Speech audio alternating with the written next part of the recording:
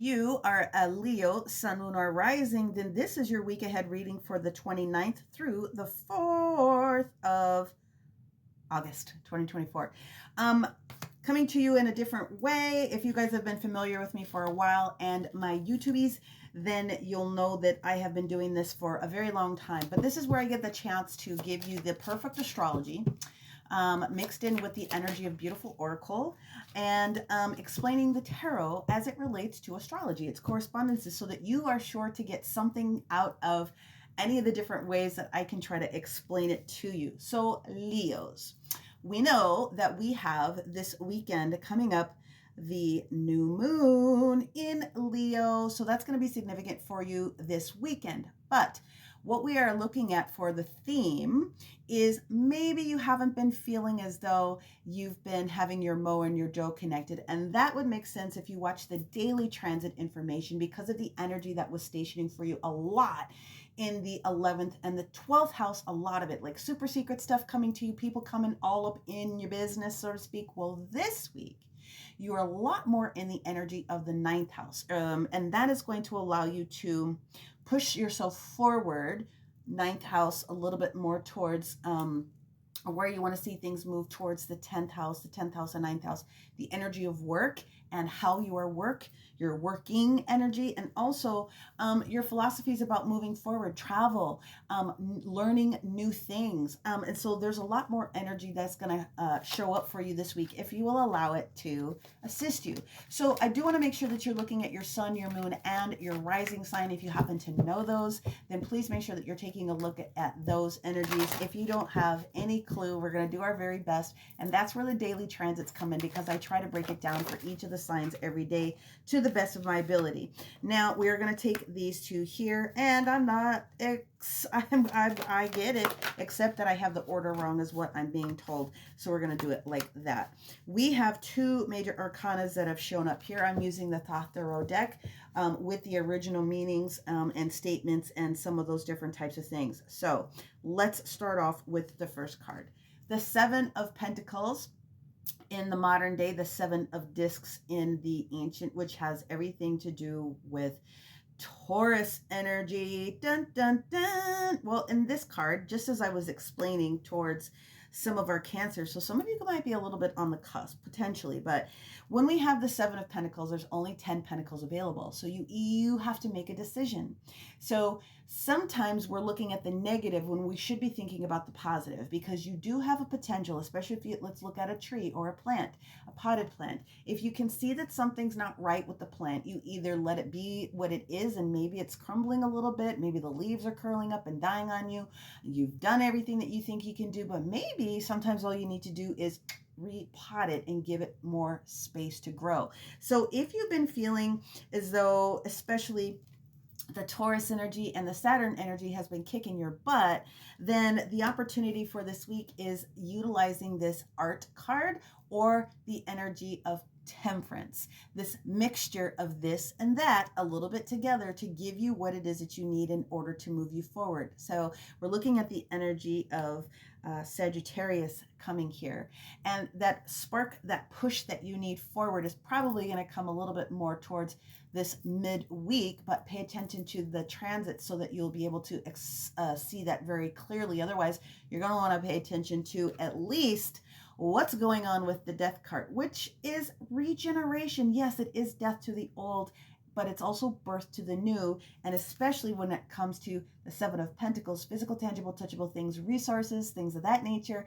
If it looked like it needed a little spark of life and you're giving it a little bit of fertilizer, then obviously things are changing for you. And I love that. Let's go in with an energy oracle card here before I clarify these. Always want to clarify the major arcanas just to see what we have for our Leos, Sun, Moon, and Rising this week. And so we have the energy of, your heart's not necessarily in it. There's some correction. But here comes the goddess of the moon to give you more information that you don't know about. Is there anything else for our Leos? One more. Contracts are changing. I love the fact that this combination came out, because what it means is exactly what I said. If things have been a little bit challenging for you, and contracts can be all over the place, personal, tangible, touchable things, business resources, business dealings. It can have also some things to do with other people from a spiritual perspective, going through some sort of a change. But the Goddess of the Moon card that we have here is talking about the fact that there's more information to come that you don't necessarily know about. Similar to the High Priestess card, but not necessarily. So this is sort of validating what's going on here in its own stead. Let's pull some clarifiers out. Let's put this right here. And we're going to clarify these two major arcana because that's what we're going to do. And then I'm going to pull a sacred geometry card, which is specifically for you to assist in some healing. So it could be a frequency card, but all of the cards will have some things to do with crystals and at least other meanings that you can use. You can screenshot if you like the card, especially to do crystal grids and other things on top of, to allow more information to show up. Well, looky here, High Priestess energy showing up here. A High Priestess card, the Moon card showing up for you. We already talked about the fact that, or maybe we didn't, the moon obviously goes into Leo when we get towards later this week, Saturday, because the new moon shows up on Sunday for us. So there could be some new information that shows up with that new moon. And of course, the new moon is where you're going to put forth all of the highest wishes that you can come up with. We're going to pull another card with that High Priestess before we move over to the Death card. And what we have here with the High Priestess is, we're done. I don't have to say anything else. This reading is basically done. Temperance on top of temperance. It means that there's more stuff coming. So the only thing that you need to focus on this upcoming week, Leo, is let the details shake up the way that they need to shake up, because you are going to end up having an extremely positive and beneficial week, and especially, and then you're going to have the moon in Leo starting Monday the 5th as well. So you get to start off that week in a good stead. But we're going to keep it here in this particular week. I'm trying to think. Tuesday is probably going to be a good day for you because there's going to be a trine energy that shows up for the moon Leos specifically. And then there's going to be some other connections and things that show up clearly on Saturday. There's going to be a big conjunction, which those put a lot of big energy into what's getting ready to shake up for that week. What do we have for our Leo, Sun, Moon, and Risings for this week? You want it to be this one here. So that's what we're going to do. Yeah, buddy. Speak your truth.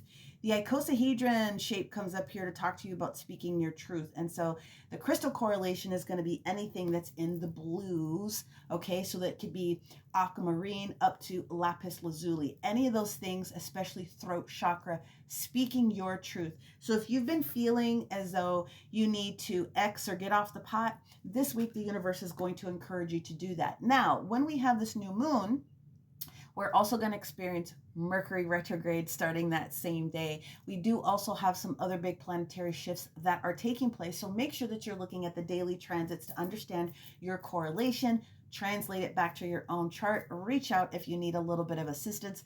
But the energy this week is very, very clear. It's just a matter of you allowing the different options and those different energies to show up for you.